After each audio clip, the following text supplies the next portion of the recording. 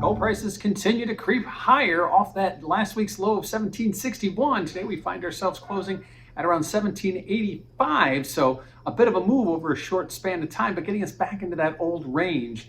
That range being since Thanksgiving about 1761, the aforementioned low, all the way up to 1800. So we're just north of the midpoint of that range. Kind of the market seems to be coiling here, waiting for that next catalyst event. What will it be? Well, we're going to talk about a few events coming up in a moment, but right now the market seems geared for a breakout move, at least towards one of the extremes, 1800 or back to 1760. Obviously, the news and the data will tell us when we get it. Or today we saw it continue to that recent trend of moving higher. Now, what does this mean for volatility? Well, if you check out that CVOL index over at cmegroup.com, you will notice that volatility has been declining, and that's exactly what happened today as we continue to trade inside of that range. We did see volatility spike higher when we threatened to break out of that range as prices were declining. That since the reversal, we've seen volatility come off pretty quickly. Right now, again, waiting for that catalyst event. What will take us to the outer rims of that range, that 1760 to 1800 range?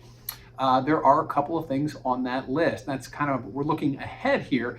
CPI on Friday will be the first. We're expecting inflation to continue to rise. Last month came in north of 6% on the year-over-year mark. We are expecting that to continue to go up close to 7% for most economists. That would be certainly bullish to gold. High inflation gets gold buyers out there. Likewise, we have a Fed meeting coming out filed later this month. That's also going to be on the eye and on the radar of anyone looking at gold right now. Clearly, the dollar has been the trade for gold. And while the dollar has been rallying since on this little rally that we saw over the last week or so, today the dollar was lower. So while we have seen gold pretty much ignore the dollar rally, it didn't really come into play today as well. As the dollar was down big, gold was up a little bit, but that's what we've seen over the last week or so. We've seen gold creeping higher, and that's exactly what we saw today. But given the fact that the Fed's going to meet, and they're going to probably address some of these things that have been spoken about, but not officially at a Fed meeting, things like inflation not being transitory and the possibility of raising rates sometime in 2022 will probably be on the docket.